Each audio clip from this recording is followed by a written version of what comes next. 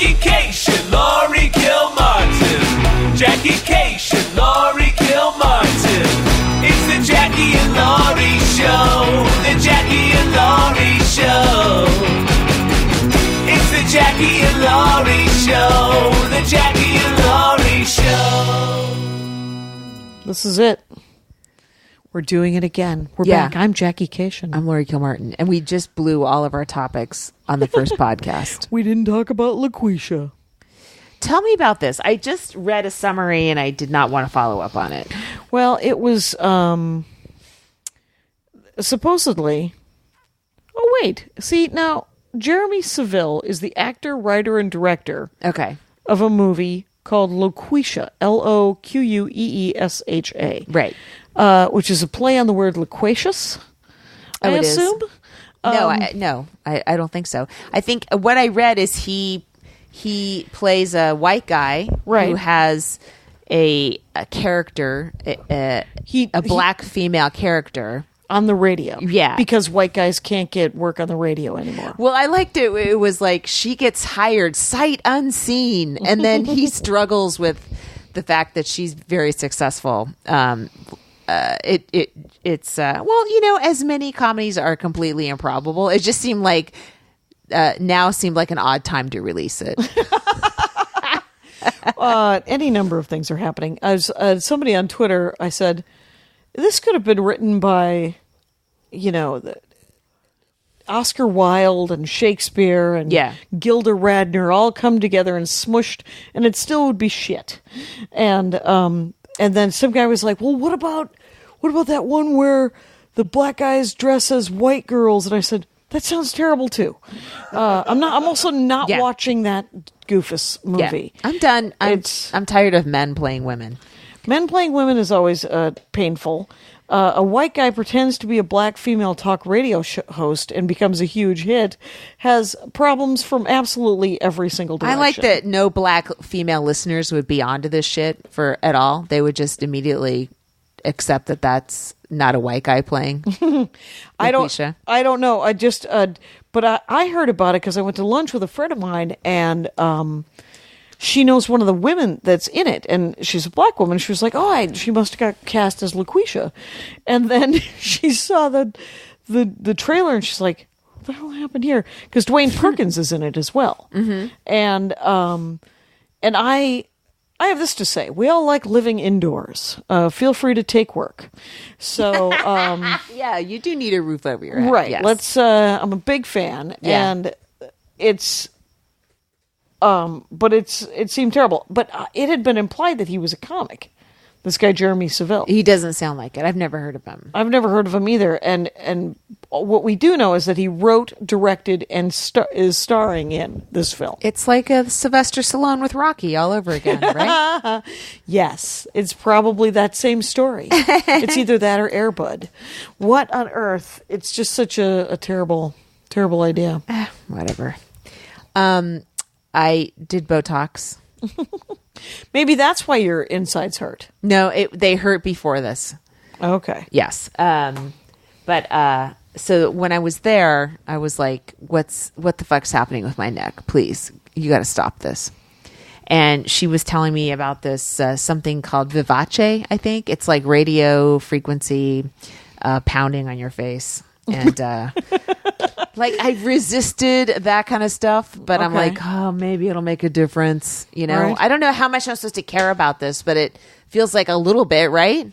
Well, we're all supposed to care about it a little bit. Yeah. It's I have two things happening physically. Right. One, I went and I got the big peak up my butt. Oh, yay! And clean as a whistle, you guys. Yes. Thought about doing a joke about there was no better time to try anal. And then I thought, nobody needs to do that. So I thought I'd save it for the second show in a night.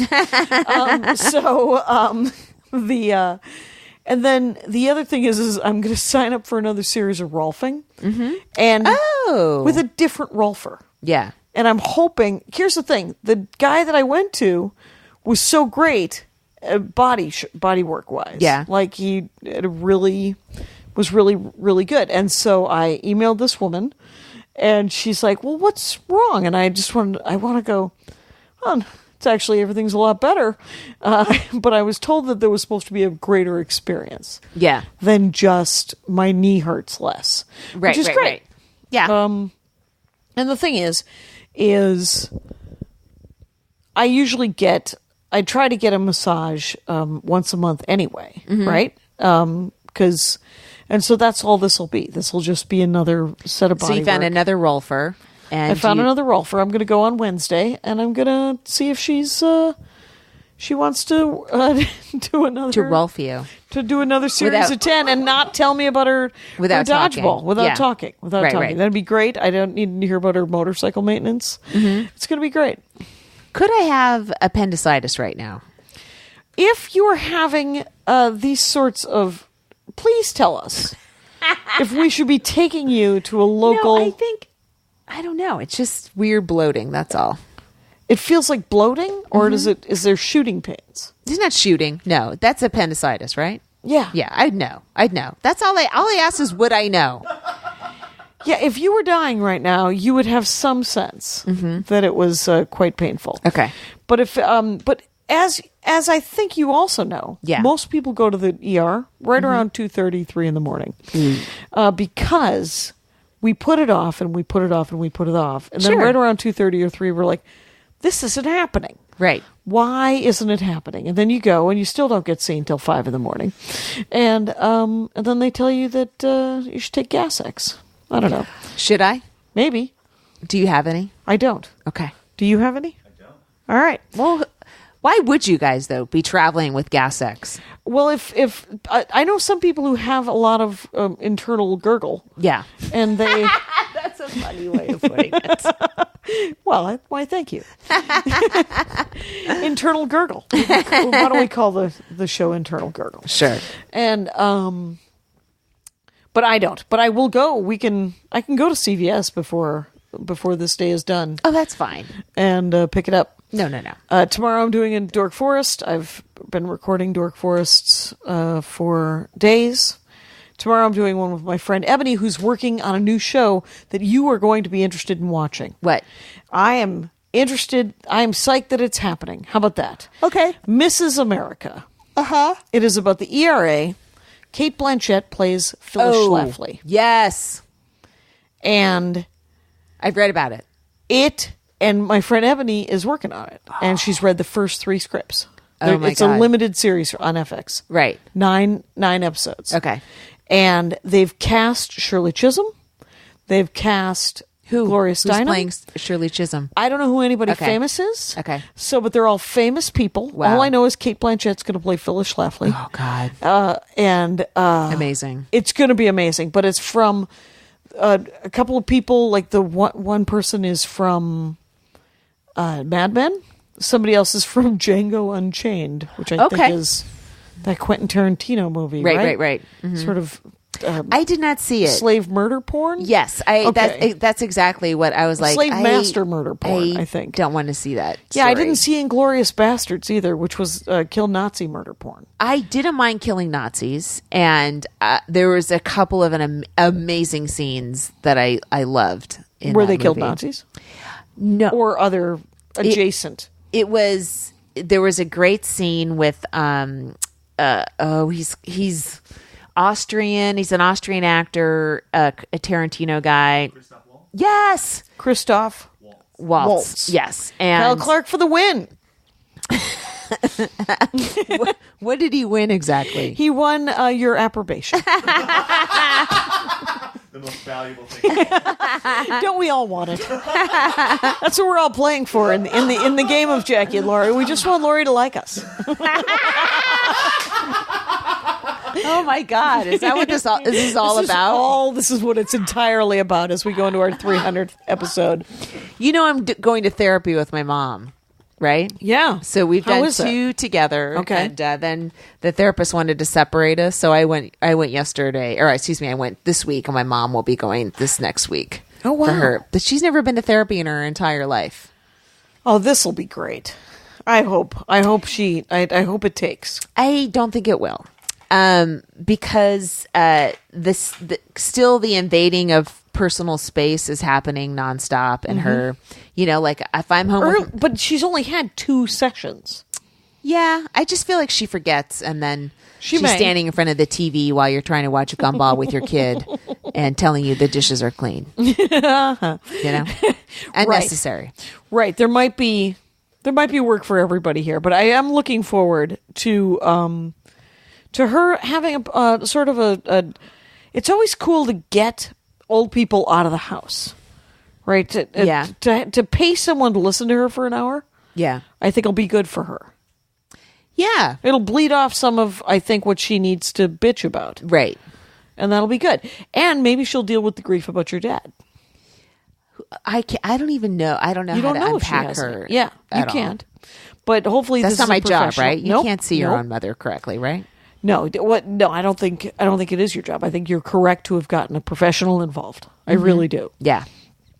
I think it cannot hurt at the very least. It might help. I want to die with a clean conscience. Okay. I want to go. I tried everything. I ended up not getting along with that bitch, but I tried. I tried. I like I'm giving up an hour of every week to hang out with her in front of a therapist, and it's like between the commute, Jackie, it's an hour and a half every single week of my life. But just think, your commute to work is so short. I know. That's where you're making up some real time. I don't have an extra hour to give up. Yeah, you do. You do. It's this is gonna help everybody. I think. Maybe. I think it will. I think it's certainly worth the effort. Mm-hmm. I believe so. The problem is, and I was telling this to my therapist, is our therapist, is when I first got this house and it was just me and my kid, it was plenty big enough. Not a big house. Nope. It was plenty for us. And I had the little den room was an office for me, started to put up ideas on a cork board, went there to dream. Right?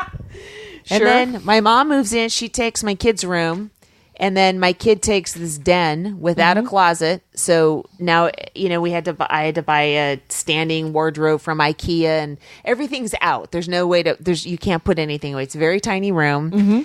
And he's becoming a large person now. It's not big enough for him. And so he sleeps in my bed, and there's no place for me. Like everywhere I go, there's somebody right on my face, and I don't have a little space of my own, What about this space? It doesn't feel like, I need a little contained room where I can put stuff up. I wouldn't know where to put up ideas right here. And even if I did, you guys would be in here or they're in here, and I don't want anyone to see them. I want like a private space where I could just like what I did with my special is I just put all the ideas up on on little index cards, and had them on a wall, and I just kept looking at it and thinking about them and rearranging them and stuff like that. And I want to be able to do that again. And I just don't have any.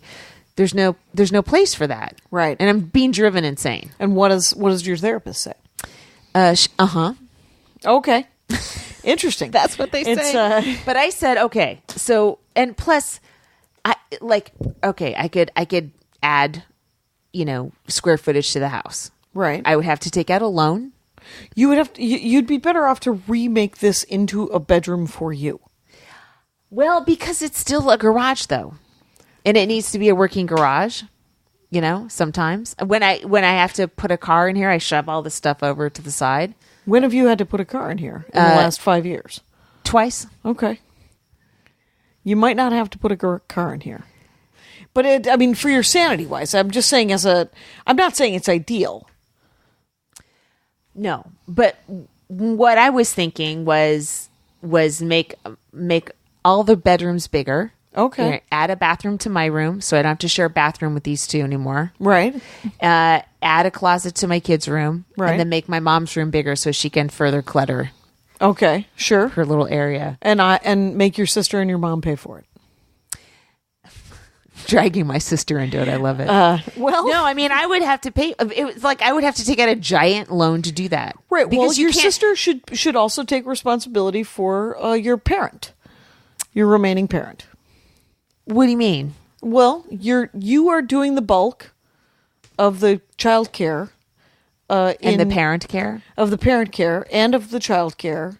You are a primary caregiver of both of those two humans that live in that house. If you had told me this was going to be my life 15 years ago, I would have shot myself in the head. That's it. You would have called it. Yeah.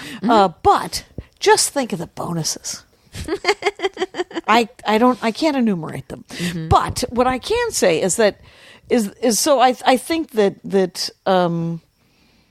you would have to make an agreement, because the thing is also to make everybody's rooms bigger.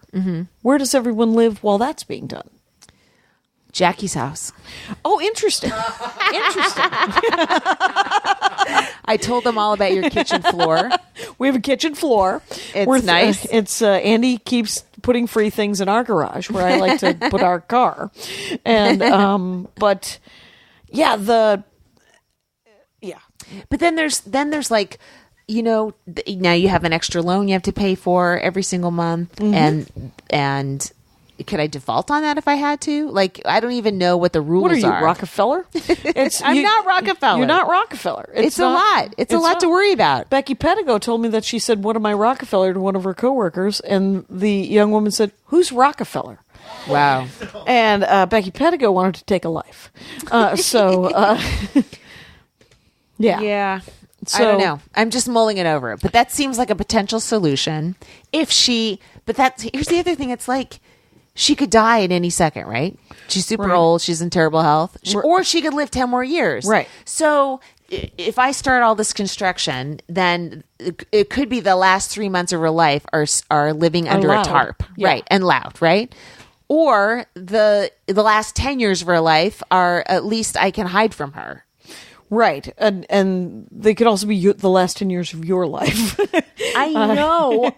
Right, because you're being driven mad. I'm being driven. I just know whatever's going on with my stomach, it's fatal. And I will have lived my entire life living on my own for one day. That's it. Right. All I want is for a fucking studio apartment with just me that Just no you. one can stay over in. That's it. Off-street parking? No, I'll Uber. I don't want to own anything. I just want to live in a little room. Oh, you want to go minimalistic? Yes. Did Carmen Morales work on her minimalism She joke? did, and then someone else had one of the guest sets had the similar premise. We were all this is a weekend of crashing premises, just like colliding ideas, We and just have the 12 topics that we're all talking about. we're all living the same lives. Right. There's that too. That's why we need fresh blood and comedy. Just someone who's lived a different life, Right. That's why you need diversity in the lineup. Yeah, and just in stand up in general, it kind of motivates other people to go. It jars you out of your Nobody your else is working complacency. on their Axel chunk. That's the good news. Their Axel. Yeah, nobody else is talking about the movie Axel. No. And, I have to. I did Dynasty Typewriter the other night, and with Open Mike Eagle, who was wonderful, and Punky. He's a rapper, Pumpkiny? right? Pumpkiny. What the heck was, Okay. Yeah, he's a rapper. Yeah. Okay. And I'm not against rap music. I just don't. You don't love know it a so lot much about that it. I listen to it all the time. Right. I like Lizzo a lot. Yeah. Yes. Right. She's got that new album out. Yeah, she's. I like her attitude. I'm like, how did you get this attitude? How did you think positively? I don't understand it. It's amazing. It's Yeah, great. It's she is great. amazing. She had some great parents or something. Right. Well, and I think I was going to make sweeping statements. I mean, we have the time. Go for it. So Please. it's. I think that there is a point in some people's lives where they're just like, if I am going to have any self-esteem, I'm going to have to create it myself.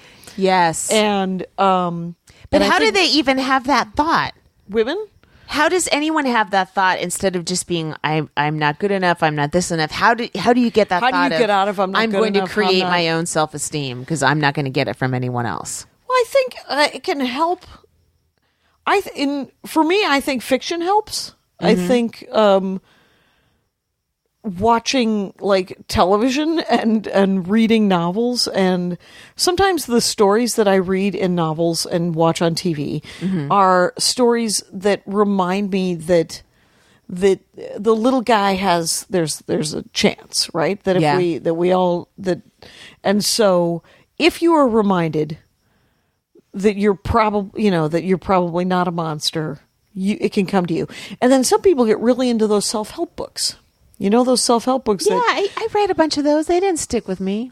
Well, do you ever think about this about self-help? Because they're usually self-help books are just telling you things that you know that you're supposed to know them. Mm-hmm. Right? They're repeating all of the lessons that either your family didn't tell you, or they did and it didn't stick, or they're like, don't hate yourself. You're doing the best you can. Take time for yourself, do self-care, take care of yourself, blah, blah, blah. Mm-hmm. And it is, I know people who buy new ones all the time, and it's the same message over and over again. And I think they're just waiting for the right sentence structure to really have it sink in. Right. Like I remember Lindy West just saying, I don't want to think about weight anymore. Right. And she sort of, I still want to think about it. Did you watch Shrill? I watched some of it. I haven't finished it. On Amazon, right? I liked it, yeah. Oh, it's so fucking good. Dead to me.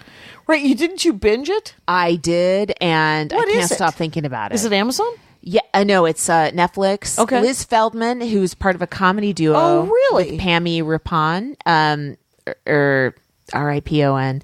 I met them at Aspen. And I just drove with them to some weird part of Aspen because we were all performing on the show. And that's kind of like the first time we met. And then she was working on Ellen for a long time. Right. And she had her own show on the network. I think it was on NBC for a year. And Ellen produced it, and then it got canceled. And then she's doing this thing, and it's fucking so good. That's so great. It's great. I remember when she first started getting writing work here in Los Angeles. Liz Feldman, and she was doing stand-up 3 years ago. She was running a gig over by Cantor's. Oh, really? Yeah. And I did it a couple of times. Oh, cool. Across the street from the old Largo, down the street from Cantor's. Yeah. And I forget the name of that theater space and coffee shop, but it was really fun. She's so funny. Open Spaces? Yes. Oh, I love that place. Yeah. Yeah. I think the first time Beth I Sherman met her, had a gig there for a little while, too. Yes. Mm-hmm. Is that who you're thinking of? Uh-huh. Okay. I like to She get people also mixed wrote up. for Ellen. She also wrote for Ellen, which is why I was like, how come I never worked at Liz Feldman? I got mad at Liz Feldman. Unnecessarily, Jackie. Liz Feldman right now is going, Jesus Christ, Jackie, I am not Beth Sherman. Stop it. And but I want to watch Dead to Me because it's about people being dead and it's funny, right? Yes. What's like? This isn't a test. You don't have to like bullshit your way through a final right now. I want to be really good at this. What is it about? Okay. It whatever it's about, it just spins in these other directions, so it's pointless to tell you. Oh, but I can tell you the acting is great. They've got a 14-year-old boy that reminds me so much of my son. I feel like they just are living in my Alexa, and I'm taking notes. And the woman who plays them, everyone, they're so good. The acting's really good. The writing's Did the boy watch it with you? No. Oh, he it's doesn't not watch for children stuff. No, he's still into cartoons. Okay.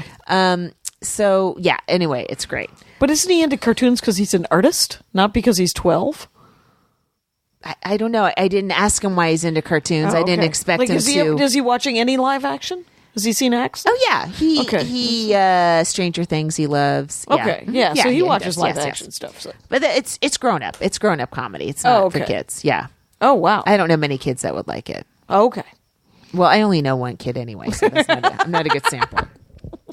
But so now we're talking about Lindy West and Lizzo, and I think, oh, well, am I wasting a lot of time worrying about my face, and aging? I should just fucking let it go. Right. Till you look in the mirror and go, I can't let this go. Right. You don't I got to do everything I can. Right. And plus, if I remember, Mommy Dearest in there is constantly, hey, when are you going to get the Botox? Me? So, no. Yeah. Doesn't she ask you about it? No. She did one time. That's all. Maybe once. Yeah. So, it feels like forever. When she does something once, it feels like a repeated crime. Okay. Oh, fair enough. Okay. So. But, I don't know how much I should worry about that stuff, but it's Los Angeles. It's Los Angeles. I don't want to die tomorrow. I want to worry about. I'm constantly like, somebody was like, "Well, you should fast every other day and get skinny." And I'm like, "Should I?" Who said that to you? Me. I said it to myself. Wait, you said somebody? You meant you? Oh yeah. I have split personality disorder. Yeah, nobody said that to me. What I do get is I get a fair amount of. I can't tell where it's coming from, if it's internal or external, but I don't want to worry about being fat anymore, and I don't want to. But I keep, and for years I never even looked in the mirror. I literally didn't. I looked neck up, did the joke about it, and recently I have. There's been more full body shots. Yes, and I'm like, I don't want to look like that. And then, but there's nothing that I'm willing to do, but to change what I look like. All the comics that are larger, but they dress awesomely, they have stylists and stuff. You don't look at them and go, "Oh, she'd look better if she lost weight." It's like, no, you look fucking awesome. You look great. Maybe it's just because I would look better if I had a stylist. I don't know, but maybe you would like the way you looked if you had a stylist. Sure, to come up with outfits for you for the stage, right? Because you. There's a bunch I asked Bridget Everett where she bought some of her clothes one time, and she said she had a stylist, or she didn't say a stylist. She said she had a really good friend who helps her pick clothes. I think that's what stylists are. I think it is, except for it's not a real job. It's either that really or it's you're psyched that person's really good at picking clothes for you. Yeah, that they become your friend, that you pay. Yes, totally. I could see that happening in either direction. The best kind of employee. Yes, right. So, but I do think that body shape is different from aging. And I feel like people are accepting of somebody not being super thin now, but I don't think they're as accepting of people getting old. You're lying to yourself. And can we take a break? Yeah. Welcome back to Fireside Chat on KMAX. With me in studio to take your calls is the dopest duo on the West Coast, Oliver Wong and Morgan Rhodes. Go ahead, caller. Hey, I'm looking for a music podcast that's insightful and thoughtful, but also helps me discover artists and albums that I've never heard of. Yeah, man. Sounds like you need to listen to Heat Rocks. Every week, myself, and I'm Morgan Rhodes, and my co-host here, Oliver Wong, talk to influential guests about a canonical album that has changed their lives. Guests like Moby, Open Mike Eagle, talk about albums by Prince, Joni Mitchell, and so much more. Yo, what's that show called again? Heat Rocks, deep dives into hot records. Every Thursday on Maximum Fun. And we're back. And I still think you're lying to yourself. What do you mean? No, because here's the thing is you are aging. You don't have other body issues from externally.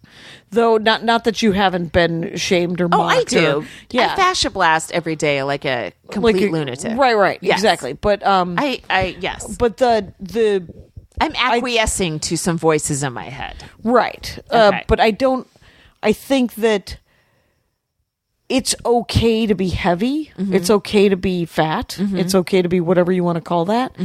Is it's not. Nobody signed off on that. There are people that rise above it, who don't address it, who live around it, who fucking face it and make you live through it.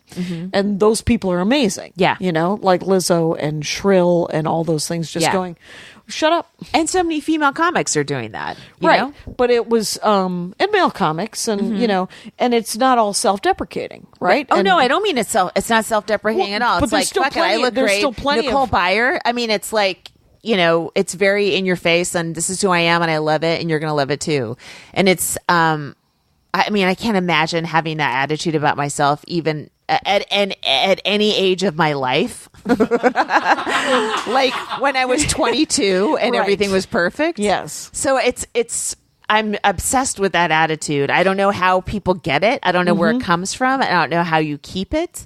But I think it's practice, and I don't think it's easy, but I think it's one of these it's one of these things that's simple but not easy. Where it's like to use an example that's just going to sound a little too hippy skippy is the affirmation thing. Because if you say, and I've told you about this, the crazy Louise Hay. Yeah. I love and approve of myself. I love and approve of myself. If you say it 400 times a day for a month, if I did it for a month because Jennifer McLean told me to. And I was like, well, I'm sick of saying I hate myself. And if you say I love and approve of myself 400 times a day, and I would do it in like bursts of 10, right? And I would remember to do another 10 or another 20 when I would think a negative thought. And you become aware of how many negative thoughts a day you have. And so 400 just blows right by, it turns out, because you're beating yourself up most of the day. And so I think it's one of these things where it's practice and it's simple, and especially if you're being attacked from the outside, right, by the rest of society, you have to find a place inside where you're either happy enough with what you are and who you are and what you look like, or a place super strong inside of yourself that says, not only am I happy with what I look like, you're going to be happy with it too, which is another step that I don't think I've ever taken that second step. No, and I don't even know, could I at this, like, it's maybe that's just not my personality. It's a different kind of personality for sure. Right, but I think it's a different approach to comedy too. You know what I mean? Oh, yeah, that. Just a different stance on stage, practically. But you do that joke about not having your period. And that is sort of that's an aging joke. And that is a joke of screw you people. I just dropped it. What? Oh, did you? No. Because you said it's an aging joke. Sorry. It's way too positive and confrontational. And no, it's the perfect example of the kind of joke that you're talking about, where you're like, I am of this age, these things are happening, and fuck you people who aren't. Right. I mean, that's just jokes addressing, that's just observational humor, right? Right, but that's what you're saying is but I'm not it's different from just that sort of boldness where when somebody, perhaps very heavy gets on stage, right? You have all the thoughts in your head, right? Of yourself, right? If that's you, and how you can block them out and then overcome them with a different kind of attitude is a different, I don't think I have that, and maybe I wouldn't want it, that sort of personality in a way, Well, you do jokes about aging, and you ignore your own aging when you go on stage. The same thing is true when I talk about my weight and don't talk about my weight on stage, where I will mention that we can all tell that I am not pointy. And then we move forward into other material. Right. And you do the same thing with the aging thing now. So, which I think, are you saying that that's new? That you've never really done? You've done other jokes about appearance. Yeah, no. I don't mean jokes. I just mean more the attack on life, Like explain. Like if Lizzo is the perfect example of somebody who's embraced herself, or and just whatever society says a woman should look like, she doesn't look like that. And instead of going, oh, I should look like that, I should do this, I'm not going to put out this album till I look awesome, till I look like that woman, she went, fuck you, here's me me naked. Yeah. And I sound great, and these beats are amazing. Yeah, and I the find talent that is unmistakable, astonishing. And I wish I wish I'd have had that a long time ago. But I also don't feel like it's not for me now anyway. Because of I don't know. You just kind of turn into the person you are at some point, or you change. I mean, I think like in the 2 years that I've known you in this, you've changed from when I first met you. You're I'm loath to say this, but you are more you are more positive. You were less negative. Well, I do know that when we were parted for 5 weeks, yes, I was climbing the walls. I was like, you're the only person I could talk to.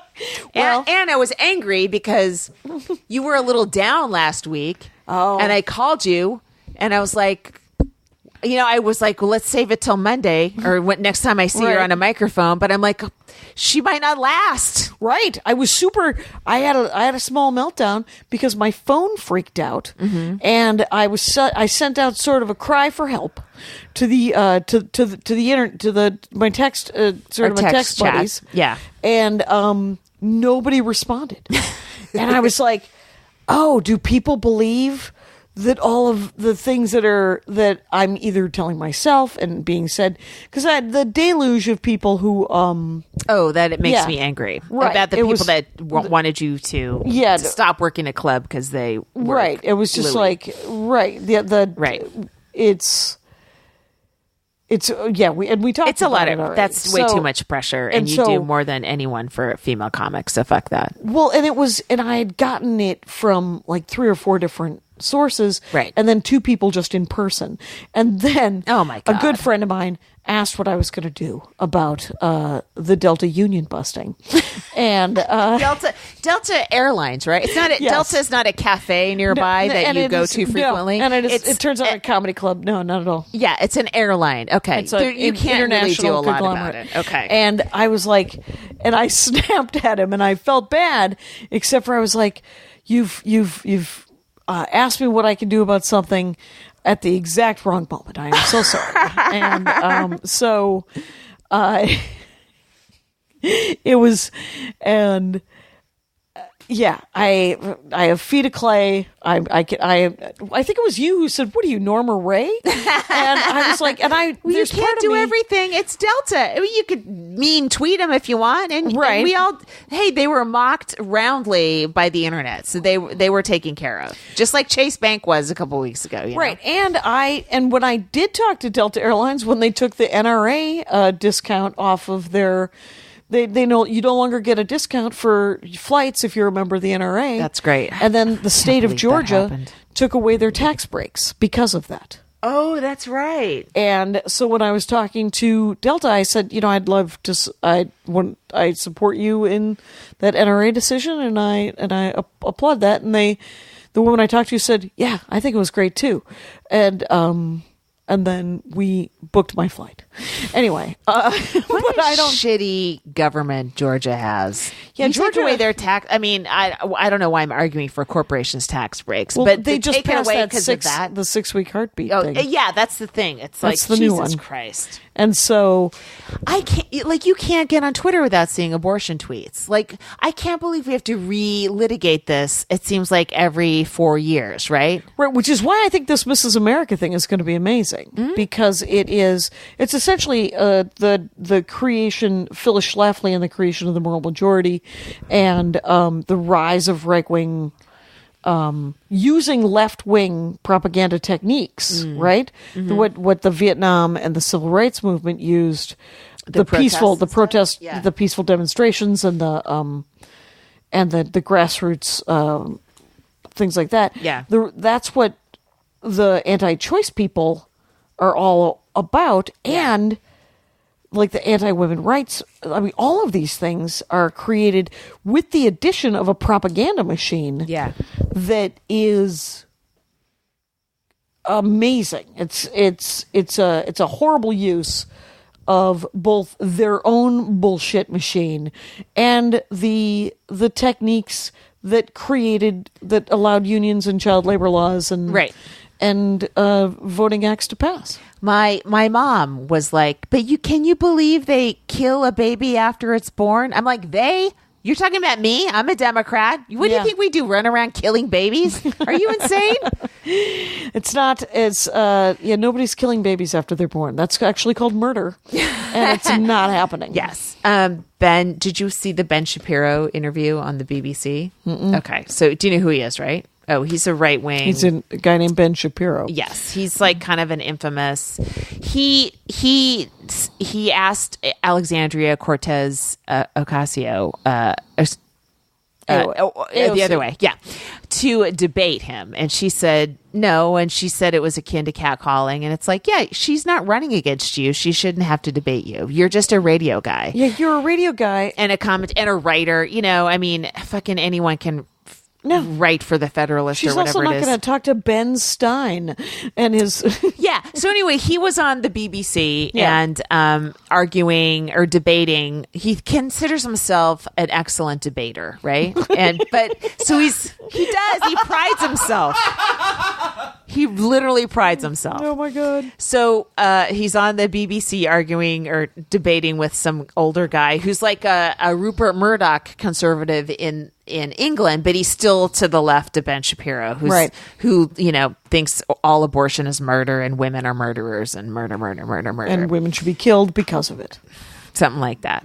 So after a couple minutes, Ben Shapiro just says, he has an attack, and he just walks away and leaves. And so a lot of people he's very short, by the way, and he has the voice of a child. And so it's really hard to take him seriously in a way. He's a radio guy without a low booming radio voice? No, it's not. It's kind of thin and reedy and annoying. Okay. And so then there was an avalanche of short jokes, right? Which I loved. And then somebody who's kind of like an activist, not a stand-up at all, was like, you know, hey guys, let's not make the short jokes. And, you know, it's like, could I fucking have one thing, please? Can we he's short and he's an asshole. Let me have this. Right. I write the asshole joke. Don't write the short joke. Dude, Jackie, there are nice short people. I'm only coming after Ben Shapiro. Right. And I'm using his miniature status against him. Okay. And I'm not the only one. A lot of people were. No. Oh, no. I'm not. Was Nick DiPaolo doing it? No. It's, no. So, but I'm just saying is that it's lazy writing. Really? Chris Christie is fat. I remember the same argument 2 years ago. It still hurts that I can't make Chris Christie jokes. It hurts. I need to make fun of how fat Chris Christie is. No, it's not making. It's using that he's an asshole. Horrible. Yes. I go after Kellyanne Conway for being younger than me, but still old. That's fine to me. When they're assholes, you use everything you can. You use every fucking bullet you can find and shoot them with it. And if they're short and fat, you get them. Wow. That's right. Did you hemorrhage there in the final? Did you have an appendicitis in the final? Did we do anything? Did we do a comic of the week? No, you guys get super real, and I didn't want to stop you. Oh, fair enough. Comic of the week, do it. Oh, Aiko Tanaka. Woo! Yes. Aiko Tanaka. I work with her all the time on Tammy Jo shows at the store? At the Comedy Store, at the Belly Room. Yeah, she's How do you really spell funny. Aiko space Tanako, but don't put a space in on Twitter. Okay, and it'll be linked in the notes. So you work really with her funny. all the time. She's from Japan. Originally from Japan? Here's the still thing. from Japan, kind of? Originally. I mean, as an adult. As an adult, yeah. so English, so she has a Japanese accent for real. She's not doing her mom's accent. No. I've never seen her. I'm so sorry. That is aggressively her speaking voice. Okay. But the amount of respect I have for people that have to learn a new language and do comedy in a new language, it's unbelievable. It's so hard. I mean, you're learning a different sensibility. You have to pick up all this slang this audience grew up with, so it's like second nature to them, and you're trying to learn it all. And doing stand-up in a language that is not your first language sounds almost undoable. Yes. You have to want it. She wants it more than we do. She wants it more than all of us. Could you find her? Could you learn Japanese and do stand-up in Japan in Japanese? You have to figure out Japanese culture, what they laugh at, what they're going to accept from you, a woman, a white. You have to figure it all out. Got two words in Japanese. I'm screwed from the get. Domo arigato. That's not going to do anything for me except for have people say you're welcome in Japanese, and I won't even know what it means. Yeah. Well, I'm just saying, I think it's really amazing. When That is people are amazing. able to pull that That's off. so cool. And she's funny on top of it, Yes. which is, of course, the crux of it all. Yeah. And one of Kyle's favorites, too. So I can't wait to see her do stand-up comedy a lot. Yes. I'm depleted. Well, let's take another break. Is there a dog in a car at a bar on the street? Yay! I'm Allegra Ringo, a small dog owner. My dog Pistachio howls when she's excited. And I'm Renee Colvert, a big dog owner. My dog Tugboat tips over when he's sleepy. And we co-host a podcast called Can I Pet Your Dog that airs every Tuesday. We bring you all things dog. Yes, dog news, dog tech, dogs we met this week. We also have pretty famous guests on, but Legs, we're not going to let them talk about their projects. No. Just want to hear about those dogs. We don't want to hear about your stuff, only your dogs. So join us every Tuesday on Max Fun.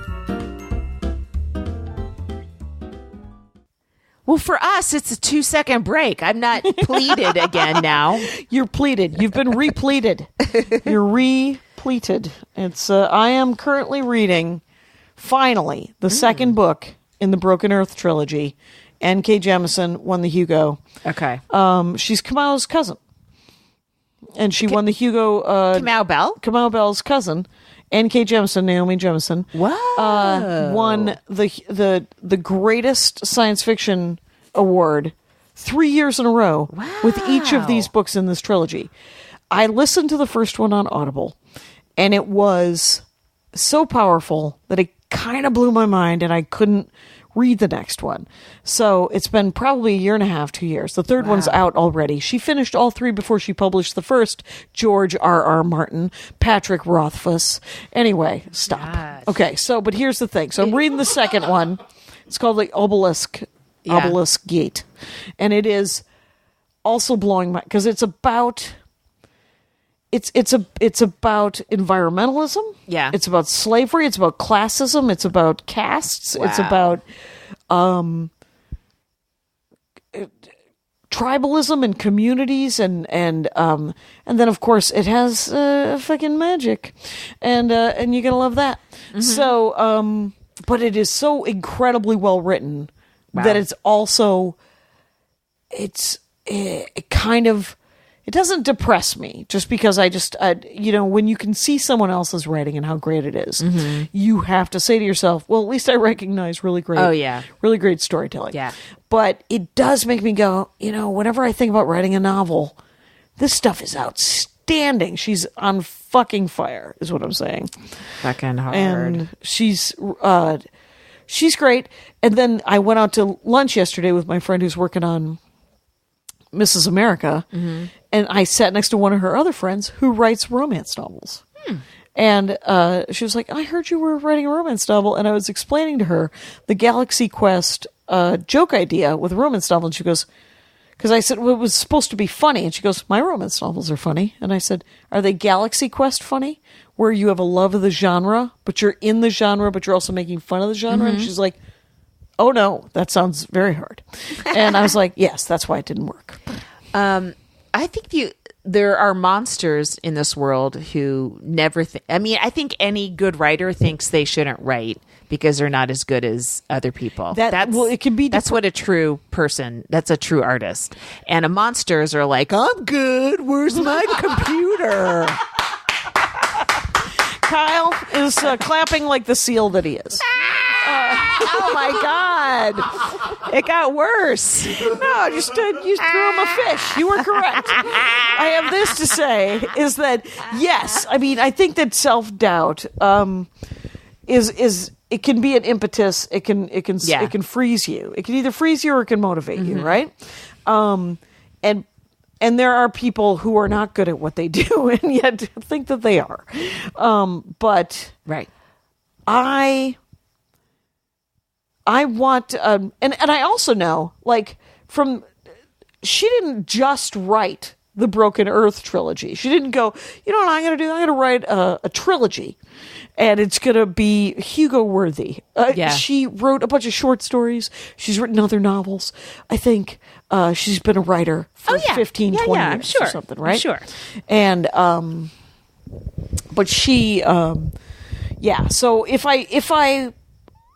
if if I can buckle down and write some fiction, I want, I will know that it will be a learned skill.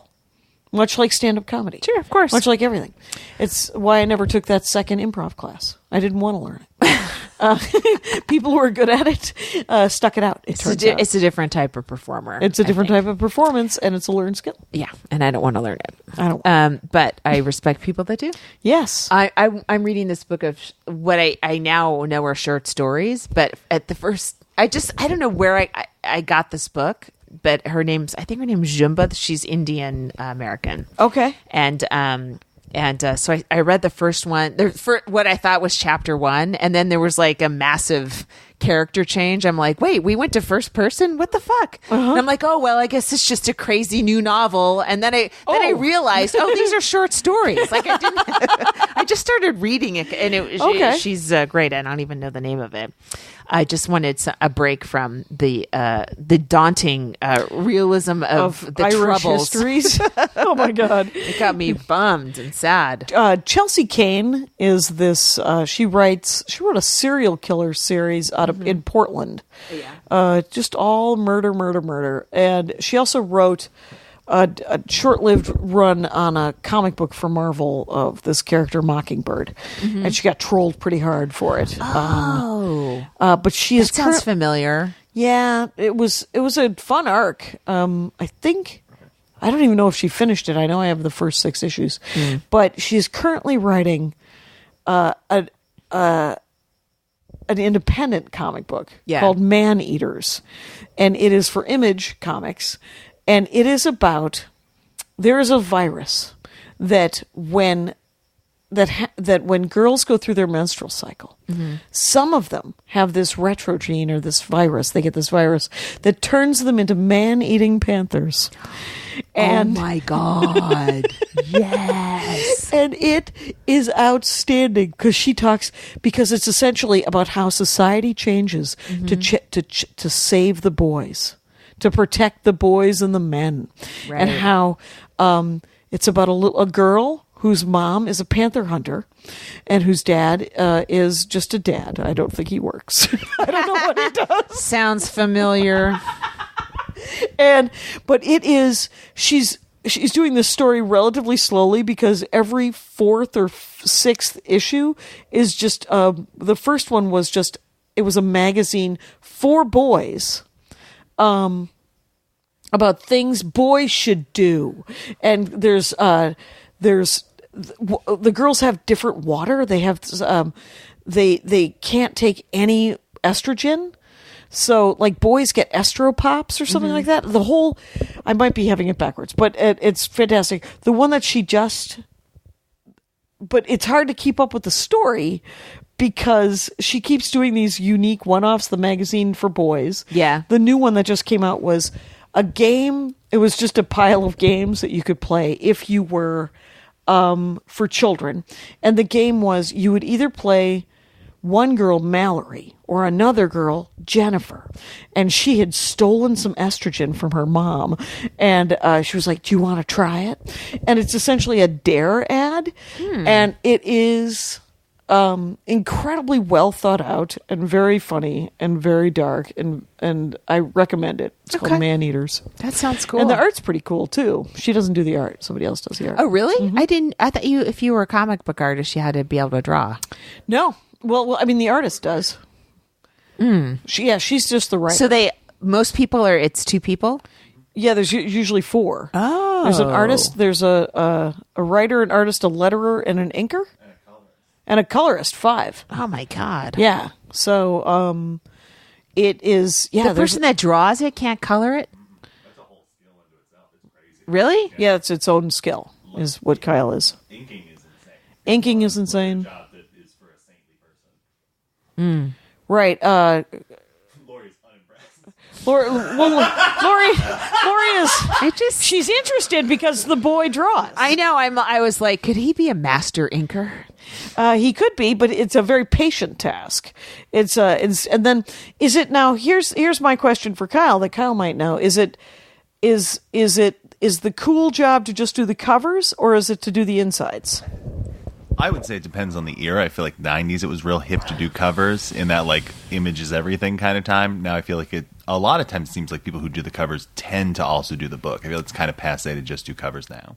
All right. I know a guy who just does covers, and good job if you can get it. I think it pays better than just the covers. So, guys, I know because of my Botox you can't see me frowning, but You seemed interested. your face seems so interested in this fascinating conversation. Where are we at? I know I asked this, but how much? 7 minutes. Okay. What now? This week we don't. I will have come back from Eugene. Oh, I'll be in New York this week. You going to New York? Yes. Well, that'll be good. I'm going. Get to I'll do be there. 30 sets over the course of a day and a half. I don't have that many lined up as much, but I'm okay with not being stressed out about getting to places on time. Yeah. I'm doing Women Who Crush Wednesday again. Oh, cool. And I'm doing Vince Caldera. I'm doing an Atwater show. That sounds good. I'll be at the stand and Stand Up New York and the Broadway and hopefully some other clubs too.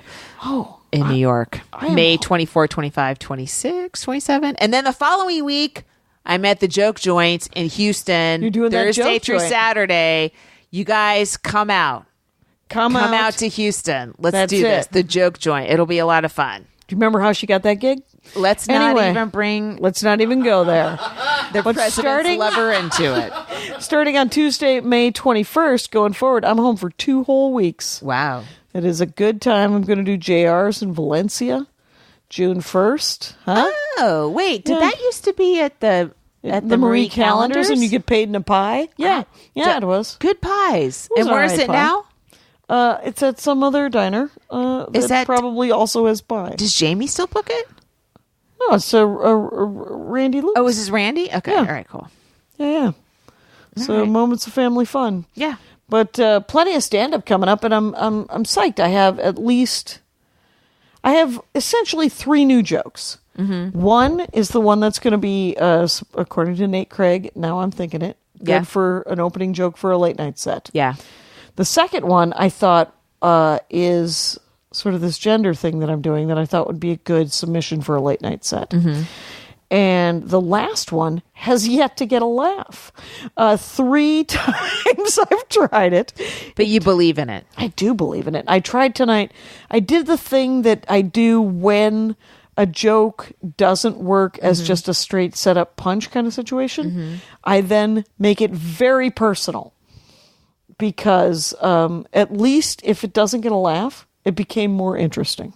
Sure. So I wish I knew what the joke was. Yeah, me too. But it's essentially it was when I was in the Netherlands. We stopped for Indonesian food, and the woman driving us through the Netherlands was Dutch, and I said. I went on TripAdvisor and I looked up different restaurants because she suggested like a KFC. Mm-hmm. And I said, hey, there's good Indonesian food. And she said, yes, the Netherlands has a lot of great Indonesian food because... And then she whispered the word colonization, which made me laugh and laugh and laugh. And then I turned around and yelled at the other American comics, remember? Indonesia was colonized by the Dutch, which means there's good Indonesian food. Which then led to the great food in America because of slavery, which no one has laughed at on stage yet. Oh, interesting. Yeah. So it's one of those jokes that you're like, well, it may never work. Or I'm going to have to turn it. I think I might have to actually do it backwards. It doesn't line up exactly, though, right? Well... Slavery is slavery. Well, no, so the Dutch went to Indonesia, and Americans kidnapped people and brought them to America. True. So it doesn't. It's not exactly a parallel. Well, it extrapolates. Then it goes into how we don't that governments or societies or white people in general, feed poor people garbage. And then poor people turn that garbage into delicacies that we want back. That's the premise, right? I like it. Yeah. So, I mean, if you look at, like, Irish stew, Right. that is a dumb pile of food right there. That was leftover food. Right. That is delicious. I don't know if you like Irish stew. I haven't had a ton of it, but I do remember It's a it potato, filling lamb. my belly. It's Yes. very nice. But I love Irish brown bread. I mean, that's almost all I ate when I was there was bread right. with butter and jam on it. And the more finely milled bread was for the rich people, and the more coarsely milled bread was left over for the poor people. And it turns out the poor people ended up making a bread that was pretty tasty. Sure. Do you know that during the famine, no, this is just a shocking fact to me, is upper class English people would gather and sit above Irish people who were eating and laugh at them, watching starving people eat. It was like amusement. What some English people would eat in front of starving people? No. They would get seats. They would buy seats. They'd sit like above, say people are down in the house, right? At the on the floor. Okay. They're eating. These poor Irish people are eating, and English people would sit above them, like on a second floor, and peer down and watch them eat, and that was amusing because they were so ravenous. They would essentially say, "We're going to feed you. Come to this auditorium. Yeah, haha. Haha, we're going to sit in the stands and watch you eat this food because you haven't had anything to eat in a decade." Yeah, because you're an animal. Right. Well, that seems charming. Did you know that George Washington's one set of his teeth were wood? Yeah. And one set of his teeth were made from the slaves? What? Yeah, he just pulled teeth out of his slaves' faces and made a set of teeth for them. No. Yeah. Anybody else? You got anything, Kyle? You want to leave us on something Holy else? shit. Yeah. He had several sets of teeth. They were alive? The people were alive that he pulled the I teeth assume from? so. You don't want to pull dead people's teeth. That's Well, weird. once they come out, they're out, right? They're dead. Yeah. Well, Oh my they God. were attached to nerves Either way, and stuff. awful. It's a nightmare. Yeah. Anyway, I didn't want to just say that the English were horrible. We're pretty gross too. Oh, yeah. I just had that fact sitting in my head. It's been ready to be lobbed at somebody for about a year. Wow. Do you have any good comedy stories to go before? No. Get an hour on that. Bye.